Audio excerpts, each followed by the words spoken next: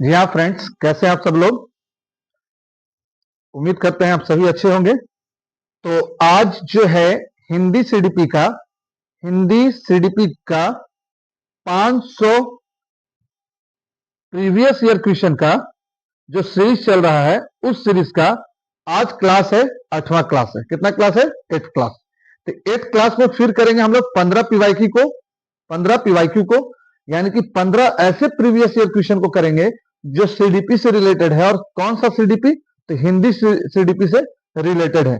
तो इस हिंदी सीडीपी के 15 क्वेश्चन को प्रैक्टिस कीजिए और अपने आंसर को कमेंट सेक्शन में जरूर कीजिए।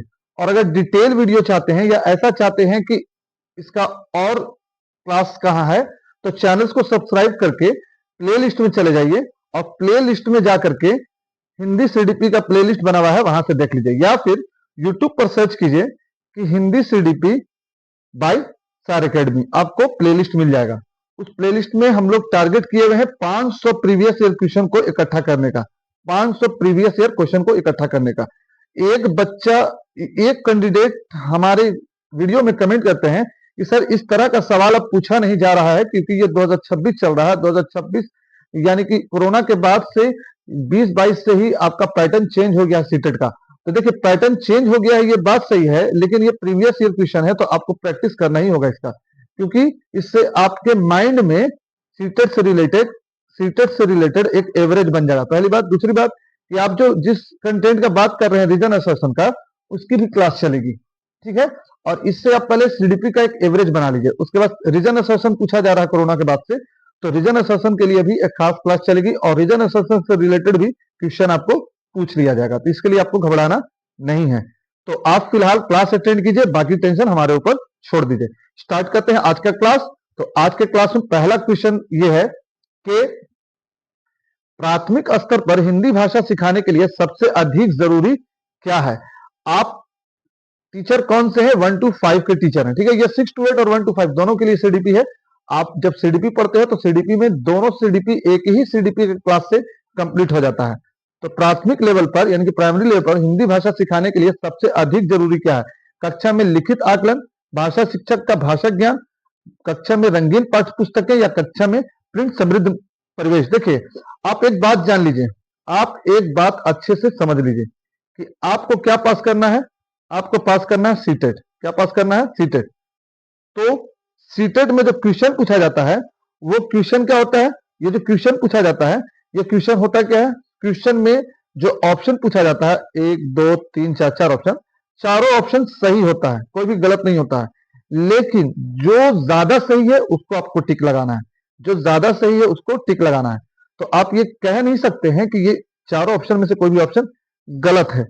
तो यहां पर जो 91 का आंसर होगा वो क्या होगा? तो सबसे पहले ऑप्शन को काटना स्टार्ट कीजिए। हम कई बार बता चुके हैं कि मेरे फर्स्ट क्वेश्चन में थोड़ा सा टाइम लगेगा, ताकि आप वीडियो पर ठहर सकें और समझ सकें कि ये वीडियो आपके काम का है। तो पहला काम ये कीजिए कि ऑप्शन को आप काटना स्टार्ट कीजिए। तो प्राथमिक स्तर पर हिंदी भाषा सिखाने के लिए सबसे अधिक जरूरी क्या? कक्षा में लिखित आकलन। लिखित आकलन क्यों कीजिएगा? जबकि भाषा सीखने में 4 कौशल होता है, सुबह पल्ली, सुनना, बोलना, पढ़ना, लिखना। तो सिर्फ लिखित आकलन आप नहीं कर सकते हैं। तो पहले तो आप काट दिए। भाषा शिक्षक का भाषा ज्ञान। देखिए, भाषा शिक्षक का भाषा ज्ञान होना तो चाहिए, लेकिन प्राइमरी लेवल पर आप पढ़ा रहे हैं तो बच्चे पर ज्यादा फोकस कीजिए। तो यहाँ पर सेकंड हो गया गलत।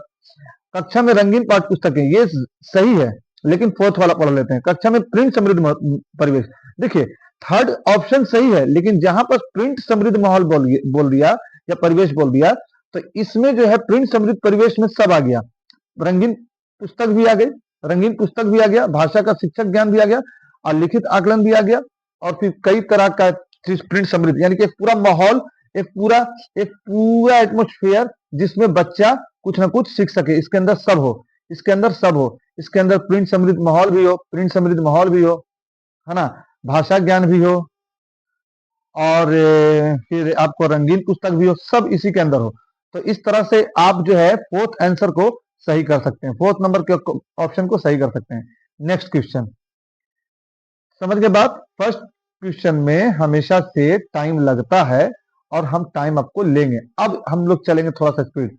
बच्चे बोल चाल की भाषा का अनुभव लेकर विद्यालय आते हैं, इसका निहितार्थ क्या है?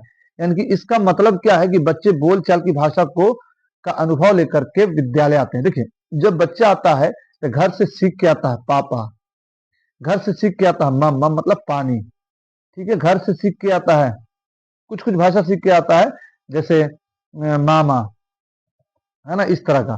तो इसका मतलब क्या है, बच्चों के भाषाई अनुभव को कक्षा से के बाहर रखा जाए, बच्चों को बोलचाल की भाषा ना सिखाई जाए, बच्चों की बोलचाल की भाषा को सुधारा जाए, या बच्चों के भाषाई अनुभव का उचित प्रयोग किया जाए। बताइए क्या होगा, क्या होगा। देखिए, सबसे पहले काटिए, बच्चों के भाषाई अनुभव को कक्षा के बाहर रखा जाए, ये गलत हो गया। बच्चों को बोलचाल की भाषा ना सिखाई जाए, ये भी गलत हो गया, ये भी निगेटिव है। बच्चे को कभी निगेटिव लेके नहीं चलना है, बच्चा ही तो राजा है, बच्चा ही तो किंग है। जिन पियाजे ने भी कहा, वैगोत्स्की ने भी कहा, अभी तक जितने भी मनोवैज्ञानिक हैं सबों ने ये बात कह दिया। तो बच्चे को गलत कभी नहीं कहना है, बच्चों की बोलचाल की भाषा को सुधारा जाए। बच्चे को मत सुधारिए, आप सुधारिए। बच्चा को आप कभी भी सुधार नहीं सकते हैं, आपको सुधरना होगा। तो यहाँ पर थर्ड भी गलत हो गया। बच्चे की भाषाई अनुभव को उचित प्रयोग किया जाए, यहाँ पर fourth answer is right answer. ठीक है, बच्चे को सुधारने की बात मत कीजिएगा, टीचर सुधरेगा, बच्चा कभी नहीं सुधरेगा, बच्चा जैसा है वैसा रहेगा। नेक्स्ट क्वेश्चन, भाषा सीखने सिखाने में आप किसे सबसे अधिक महत्वपूर्ण मानते हैं? बाल साहित्य को, संज्ञानात्मक विकास को, सामाजिक अंतःक्रिया को, या दृश्य श्रव्य सामग्री को? देखिए, भाषा सीखने सिखाने में, तो भाषा सीखने सिखाने में सबसे ज्यादा जो महत्वपूर्ण होगा वो कौन होगा? बाल साहित्य तो महत्वपूर्ण होगा ही, संज्ञानात्मक विकास भी होगा, सामाजिक अंतःक्रिया भी होगा, दृश्य श्रव्य सामग्री भी होगा, लेकिन जो सबसे मोर अप्रोप्रिएट होगा वही सही आंसर होगा। तो ये थोड़ा सा मोस्ट कंफ्यूजिंग क्वेश्चन हो गया, लेकिन आप लोग कमेंट तो कर ही सकते हैं। सामाजिक अंतःक्रिया, सामाजिक अंतःक्रिया सही होगा। सामाजिक अंतःक्रिया में बाल साहित्य भी आ गया, क्योंकि जब बाल साहित्य बच्चा पढ़ेगा तो कहीं ना कहीं समाज की कोई कहानी पढ़ेगा, शेर और चूहे की कहानी पढ़ेगा, और खरगोश और कछुए की कहानी पढ़ेगा। संज्ञानात्मक विकास, तो हाँ, सामाजिक अंतःक्रिया करके ही बच्चे का संज्ञानात्मक विकास कहता होता है, ये बात प्याजे साहब ने कहा। दृश्य श्रव्य सामग्री, हाँ, आप अभी जो है डिजिटल क्लास चल रहा है तो उसमें वीडियो चला दीजिए, फिर टीवी पर कुछ चला दीजिए, तो उससे दृश्य यानी कि देखेगा, सुनेगा, उससे भी कुछ सीखेगा। यहाँ पर सही आंसर जो हो जाएगा वो हो जाएगा आपको सामाजिक अंतःक्रिया। सामाजिक अंतःक्रिया इज राइट आंसर। ठीक है, next next question, next question, Hindi भाषा शिक्षक का यह प्रयास होना चाहिए कि वे, आप हिंदी लैंग्वेज टीचर हैं, आपका क्या कोशिश होना चाहिए? बच्चों को शिक्षाप्रद बाल साहित्य पढ़ाने के भरपूर अवसर दें, या अवसर दें बच्चों, साइड कर देते हैं, हाँ, बच्चों की भाषा संबंधित सहज रचना शक्ति को बढ़ने के अवसर दें, या बच्चों को मातृभाषा के स्थान पर हिंदी भाषा को ही स्थान दें, या बच्चे द्वारा मानक भाषा का ही प्रयोग करने के लिए अवसर दें? देखिए, कभी भी मानक भाषा पर फोर्स नहीं करना। अब तो सीबीएसई भी रूल ले आया है कि आपको थ्री लैंग्वेज थ्योरी में पढ़ाना होगा, थ्री लैंग्वेज प्रोसेस में पढ़ाना होगा, थ्री लैंग्वेज ये यूज करना होगा, तो इसलिए यहाँ पर तो गलत हो गया फोर्थ। और थर्ड, बच्चों की मातृभाषा के स्थान पर हिंदी भाषा को ही कक्षा में स्थान दिया जाए, सीबीएसई भी अब रूल ले आया है कि मातृभाषा को ही स्थान देना, तो यहाँ पर थर्ड भी गलत हो गया। बच्चों को शिक्षाप्रद बाल साहित्य पढ़ने के भरपूर अवसर दें, यह हो सकता है सही। बच्चों की भाषा संबंधित सहज रचना शक्ति को बढ़ने के अवसर दें, देखिए ये भी सही है और ये भी सही है, लेकिन जो ज्यादा सही है वो टू है, क्योंकि इसमें सिर्फ बाल साहित्य की बात कही गई है, यानी कि सिर्फ पढ़ेगा, जबकि भाषा संबंधित सहज रचना यानी कि जब बच्चा कंस्ट्रक्टिविस्ट बनेगा, रचना करेगा, तो ज्यादा सही होगा। तो यहाँ पर two answer is, second answer is सही, 94 का सेकंड आंसर। चलिए 95, थोड़ा सा इसमें फोटो क्लिक करने में हुआ है दिक्कत, कोई बात नहीं, क्योंकि ये कहीं ना कहीं गाइड से लिया गया है तो ऐसा हो जाता है। इसके लिए आप सभी को मेरे तरफ से एक छोटा सा सॉरी। कक्षा 5 के बच्चों के भाषा आकलन के संदर्भ में आप किस सवाल को सबसे कमजोर मानते हैं? ईदगाह कहानी में हामिद ने मेले से क्या खरीदा, ये सबसे कमजोर है। केशव सबसे क्या कहती होगी, कल्पना करके केशव के शब्दों में लिखो, ये सबसे कम महत्वपूर्ण है। या यदि इला तुम्हारा स्कूल में आए तो उसे किन किन कामों में परेशानी होगी, ये सही है। या अपने दोस्तों से पूछकर पता करो कि कौन सी बात से घबराता है, ये सही है। कक्षा 5 के भाषा आकलन के संदर्भ में कमजोर बच्चा, चलिए कमजोर मानते हैं भाषा आकलन के संदर्भ में आप किस सवाल को सबसे कमजोर मानते हैं? आपने 4 सवाल किया, सबसे कमजोर सवाल कौन सा है? ईदगाह कहानी में हामिद, देखिए पहले आप समझ लीजिए कि कमजोर और भारी कैसे समझेंगे। देखिए, आप दो तरह की थिंकिंग को प्रमोट कर रहे हो, ठीक। दो तरह की थिंकिंग होती है, एक होता है एक होता है कन्वर्जेंट, एक होता है कन्वर्जेंट थिंकिंग सीटी, एक होता है डाइवर्जेंट थिंकिंग डीटी, ठीक है। तो बच्चा प्राइमरी लेवल पर है, अगर डाइवर्जेंट तौर से सोचेगा तो ज्यादा सही रहेगा। तो जहां पर एक्सप्लेन करने की बात हो गई, अनुभव साझा करने की बात हो गई, अपना अभिव्यक्त करने की बात हो गई, अपना विचार, वहां पर सबसे अच्छा सवाल वही होगा जिसमें ऐसी बात कही गई होगी। आज जहां पर एमसीक्यू टाइप की सवाल हो गई, वन सही गलत वाला टाइप का सवाल हो गया, तो वो कन्वर्जेंट होगा, जो बच्चे के लिए सही नहीं है, और ये सही है। तो इन चारों सवालों में डाइवर्जेंट थिंकिंग की बात कौन कर रहा है? ईदगाह कहानी में हामिद ने मेरे से क्या खरीदा, ये तो एक वर्ड में हो जाएगा, कन्वर्जेंट है। केशव सबसे क्या कहता होगा, कल्पना करके केशव के शब्दों में लिखो, ये कुछ हो सकता है डाइवर्जन। यदि ईला तुम्हारे स्कूल में आए तो उसे किन किन कामों में परेशानी होगी, तो ये आपको कन्वर्जेंट ही लग रहा है। थर्ड क्वेश्चन जो है, थर्ड ऑप्शन जो है वो कन्वर्जेंट ही लग रहा है, तो इसको हम लोग प्रमोट नहीं के बराबर करेंगे, और ये डाइवर्जेंट ही लग रहा है, तो ये तो सही है। ईला नहीं, ईला वाला ये सही है। केशव सबसे क्या कहता होगा, कल्पना कीजिए, तो ये भी डाइवर्जेंट है, ये सही है। उसके बाद अपने दोस्तों से पूछकर पता करो कि कौन सी बात सबसे घबराता है, ये भी सही है। लेकिन सवाल क्या पूछा है? सवाल पूछा है सबसे कमजोर, कमजोर मतलब निगेटिव, सबसे कम। तो जो क्वेश्चन है वो निगेटिव में पूछा है, तो ऑप्शन नंबर ए सही हो जाएगा, क्योंकि ऑप्शन नंबर ए में वन में निगेटिव बात है, क्योंकि यहाँ पर सिर्फ एक बार में एक वर्ड में जवाब दे देगा चिमटा, एक वर्ड में जवाब दे देगा चिमटा। लेकिन इस तीनों सवाल में बच्चा जो है 4-5 लाइन 10 लाइन लिखेगा, जबकि सवाल यही है कि कमजोर क्वेश्चन कौन है, तो कमजोर क्वेश्चन फर्स्ट है। बात समझ रहे हैं? बात निगेटिव का भाई निगेटिव, तीनों ऑप्शन पॉजिटिव है, एक निगेटिव है, इसलिए वही सही। चलिए अब स्पीड में चलते हैं। खाली जगह भाषा का अति महत्वपूर्ण प्रकार जो है, लेखन, सुनना, अक्षर ज्ञान या संप्रेषण। संप्रेषण सही आंसर हो जाएगा, ठीक है। चलिए नेक्स्ट। सुनने और लिखने की कुशलता का आकलन करने का सबसे अच्छा तरीका क्या है? सुनी गई कहानी को शब्दांश लिखना, कविता सुनना और शब्दशः लिखना, कविता सुनकर प्रश्नों के उत्तर लिखना, या सुनी गई कहानी को अपने शब्दों में लिखना। देखिए, सुनी गई कहानी को शब्दशः लिखना, जैसा सुना वैसा लिखा, तो उससे भाषा वो सुन क्या सुखा सुना और क्या लिखा, इसका आकलन तो हो नहीं पाएगा, तो फर्स्ट ऑप्शन गलत। कविता सुनना और शब्दशः लिखना, शब्दशः नहीं लिखना है, थोड़ा बदल करके लिखना है, तो ये भी गलत हो गया। कविता सुनकर उत्तर लिखना, सिर्फ एक लाइन में लिख देगा, ये भी गलत हो गया। तो ऑप्शन जो हो जाएगा इस 7वें नंबर क्वेश्चन का जो आंसर हो जाएगा वो हो जाएगा fourth, fourth option is right answer. Next. सार्थक पढ़ते समय कभी कभी वाक्य शब्दों को पुनरावृत्ति करता है, या भाषाई व्यवहार दर्शाता है कि उसे लंबे शब्दों को पढ़ने में कठिनाई होती है, वह पढ़ने में अधिक समय लेता है, वह अटक कटक कर ही पढ़ सकता है, या वह समझ के साथ पढ़ने की कोशिश करता है। ऐसा अगर कर रहा है, या सार्थक नहीं तो आप ही कर रहे हैं, तो आप क्या कर रहे हैं, ऐसा क्या दर्शाता है? चारों में से ऑप्शन सही क्या होगा? इसलिए वो दोहरा रहा है क्योंकि वो समझने की कोशिश कर रहा है, तो option number fourth is right answer. बच्चा राजा, बच्चा के बारे में कोई भी बात निगेटिव नहीं बोलिएगा आप लोग। हिंदी भाषा में आकलन का उद्देश्य नहीं है, यहाँ पर नेगेटिव क्वेश्चन है, तो कौन सा मोटिवेशन नहीं है हिंदी भाषा में असेसमेंट का? बच्चों की भाषागत त्रुटियों को ही पहचान करना, बच्चों की भाषा प्रगति को अभिभावक और अन्य शिक्षकों को बताना, या भाषा सीखने के संदर्भ में प्रत्येक बच्चों की विशेष आवश्यकताओं की पहचान करना, भाषा सीखने की प्रक्रिया को उन्नत कर बनाना। कौन सा नहीं है? कौन सा उद्देश्य नहीं है, मोटिवेशन नहीं है, बताइए। ऑप्शन कौन सा नहीं का भाई नहीं होना चाहिए? अन्य शिक्षकों से भाषा की प्रगति, हिंदी भाषा में आकलन का उद्देश्य नहीं है, तो सेकंड वाला तो हमको लग रहा है कि सही होगा, लेकिन आप लोग बताइए क्या हो सकता है। यही सही होगा, सेकंड वाला, बच्चों की भाषा प्रगति को अभिभावकों और अन्य शिक्षकों को बताना। ये आकलन का उद्देश्य नहीं है, बल्कि आकलन का उद्देश्य ये है कि भाषागत त्रुटि को ही पहचान करना, भाषा सीखने के संदर्भ में प्रत्येक बच्चे की परिवेश आवश्यकता की पहचान करना, भाषा सीखने सिखाने की प्रक्रिया में उन्नत करना, ये सही है। तो यहाँ पर गलत पूछा, तो गलत का भाई second option is right answer. Next. आपके विचार से प्राथमिक स्तर पर उत्कृष्ट लेखन काज का उदाहरण है, प्राइमरी लेवल पर सबसे अच्छा लिखना कैसे आप डिनोट करोगे कि किसी ने बहुत अच्छा लिखा प्राइमरी लेवल पर? किसी आंखें देखी घटना का लिखित वर्णन करना, छुट्टियां कैसे मनाई इस विषय पर अनुच्छेद लिखना, मेरे सपनों का भारत विषय पर अनुच्छेद लिखना, या पाठ्य पुस्तक से इतर कठिन शब्दों का श्रुतिलेख लिखना। अरे ये तो ज्यादा से ज्यादा सही ही लग रहा है, लेकिन सबसे सही कौन होगा? देखिए, आंख से जो बच्चा देखा उस घटना को लिखित वर्णन करना, जैसे मान लिया कि बच्चा जो है बिहार का रहने वाला है और कश्मीर गया। अब कश्मीर जाने के क्रम में या मान लिया झारखंड गया था, झारखंड जाने के क्रम में बोकारो के आसपास उसको सुरंग मिला, 2 3 4 सुरंग मिला।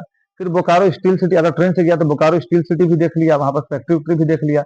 फिर उसके बाद रांची गया तो रांची झारखंड का कैपिटल है, तो वहां पर जो है रॉक गार्डन और कई तरह का पतरातू ये सब भी देख लिया। तो ये सारी चीज को अगर वो अपने हाथ से उतारेगा पेज पर, तो सबसे अच्छा लेखन काज का उदाहरण होगा। वो ज्यादा से ज्यादा लिख पाएगा, उसको पता भी नहीं चलेगा कि 1 पेज हुआ कि 2 पेज हुआ कि 5 पेज हुआ, लिखता चला जाएगा। तो सबसे अच्छा लिखने का संबंधित सबसे अच्छा काम यही है कि उसको बोलिए कि किसी यात्रा वर्णन, यात्रा को अपने शब्द में लिखो। भाषा ज्यादा सबसे अच्छा हो गया आपको इसमें ऑप्शन नंबर 1 सही हो गया 100 का। भाषा सीखने के संदर्भ में कौन सा कथन सही है? बच्चे विभिन्न संचार माध्यमों से ही भाषा सीखते हैं। बच्चों में भाषा अर्जित करने की जमजान क्षमता होती है। बच्चों में भाषा अर्जित करने की जमजात क्षमता नहीं होती है। बच्चे विद्यालय आकर ही सीखते हैं। देखिए, जमजात क्षमता तो होती है, तो नहीं लिखा हो तो गलत हो गया। बच्चे विद्यालय आकर ही सीखते हैं, ऐसा बात नहीं है, घर से भी कुछ ना कुछ सीख के आते हैं।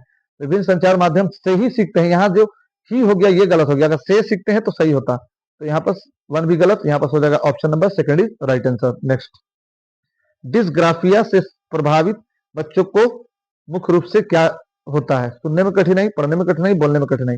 देखिए, ग्राफ पेपर कैसा होता है, ऐसा कॉपी होता है और इसमें इस तरह का बात होता है, तो हम लोग लिखते किस पर हैं? कॉपी पर।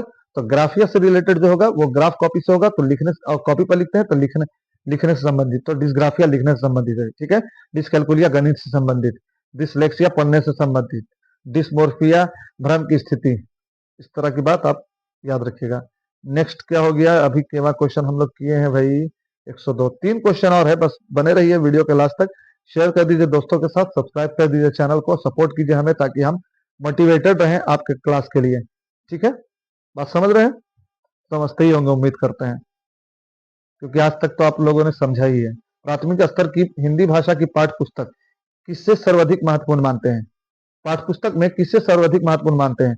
हिंदी भाषा को विविध रूप देने वाली रचना को, बहुत प्रसिद्ध लेखकों की प्रसिद्ध रचनाओं को, नैतिक मूल्यों वाली कहानी कविताओं को, बहुतियात में दिए गए अभ्यास काज को, किसको सबसे ज्यादा इंपॉर्टेंट मानेंगे प्राइमरी लेवल पर?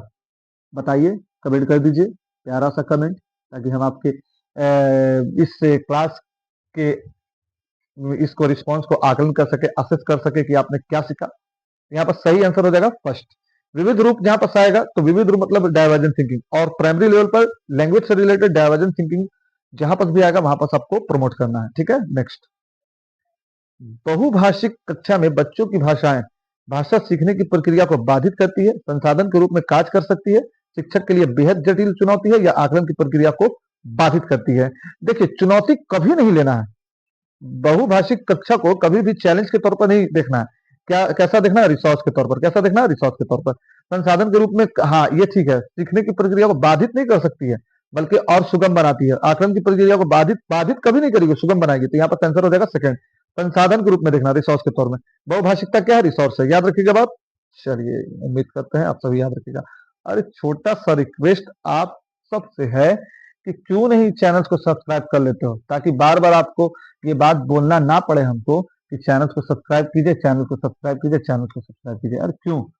हम आपसे मतलब हमसे आपकी कोई दुश्मनी है तो बोल दीजिए। चलिए, यहाँ पर ऑप्शन कट गया है, फिर भी हम आपको पढ़ देते हैं। भाषा सीखना और भाषा अर्जित करने में आधार है भाषा की जटिल संरचनाएं, भाषा का लिखित आकलन, या भाषा की पाठ पुस्तक। यहाँ पर पाठ पुस्तक होना चाहिए, या भाषा की पाठ्य पुस्तक, या भाषा का उपलब्ध परिवेश। यहाँ पर उपलब्ध परिवेश या फिर समृद्ध परिवेश होना चाहिए, या पाठ्य पुस्तक होना चाहिए, यही कुछ ऑप्शन होना चाहिए। अब तो हम यहाँ पर तो गलत हुआ है हमसे, क्योंकि हमने स्कैन टेक्स्ट का नहीं किया है। तो बताइए क्या होगा सही? अब इसी में बताइए ना, अब क्या किया जा सकता है इसमें ही? ऐसा कर दिया तो, या छोड़ दें सवाल को?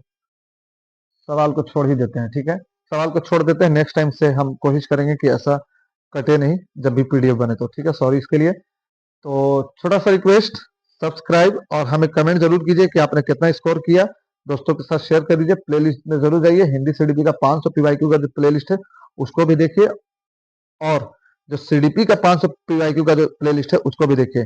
रही बात कि सर ये पूरा पैटर्न चेंज हो गया है, तो पैटर्न चेंज हो गया तो हम भी चेंज हो गए हैं। हम फिलहाल आपको एक रिदम बना रहे हैं, इसके बाद फिर रीजन असर्शन से रिलेटेड भी आपका क्लास आएगा, और जो टफनेस है, क्वेश्चन का जो टफनेस है वो भी आएगा, क्वेश्चन थोड़ा सा टफ भी होगा। बस थोड़ा सा पेशेंस, थोड़ा सा सपोर्ट और हमें मोटिवेट करते रहिए बस। पैसा आपसे मांगा नहीं जा रहा, फ्री ऑफ कॉस्ट है। Thanks for watching, subscribe.